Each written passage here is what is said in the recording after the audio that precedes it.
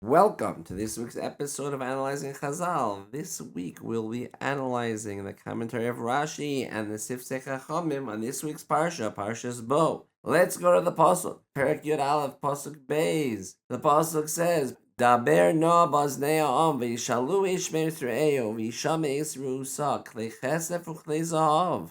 Please speak to the ears of the nation, and each man should borrow from his friend, and each woman from her friend, gold and silver vessels. Rashi. Ein no ela lashon bakasha. Bevakasha mimcha yizhirim al kach. The word na means please, as God told Moshe, I'm requesting of you to tell Bnei Israel to borrow the vessels from the Egyptians. This Sifsei Chachamim. Ve'im tomar kivin shamar HaKadosh Baruch Hu LaMoshe vada yomer liYisrael. V'yesh lomar de Moshe lo haya b'daito la'asirim al zeh davi ke'en gezela. If you would ask, why is it necessary for Hashem to ask Moshe as a request to tell Bnei Israel anything that Hashem told Moshe he would tell Bnei Israel?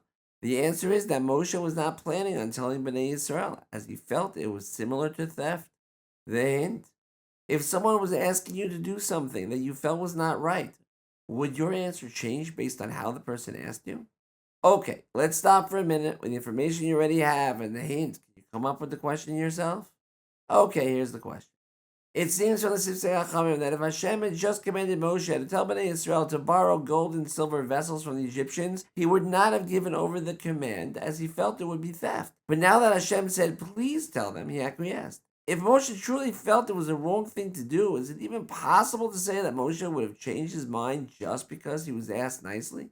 The answer: as we always say, the answer comes from within the question, which was, if Moshe truly felt it was the wrong thing to do to tell Bnei Israel to borrow the Egyptian vessels, is it even possible to say that Moshe would have changed his mind just because he was asked nicely?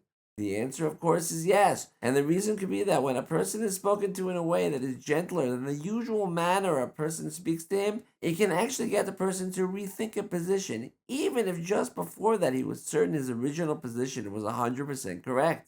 The practical application. This is something that can apply to every person on a daily basis, whether at home with your spouse, with your children in chinuch, or in the workplace. If you want someone to take or not take an action that they may feel, whether correctly or incorrectly, is not to their benefit, if you change your tone and talk to them in a different, more pleasant manner, there is a chance that they will, deep in their subconscious, begin to rethink their position and might eventually come around to your position on the topic.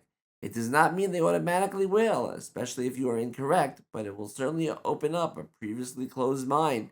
Have a wonderful Shabbos, and we'll see you next week for Parshas B'Shalach.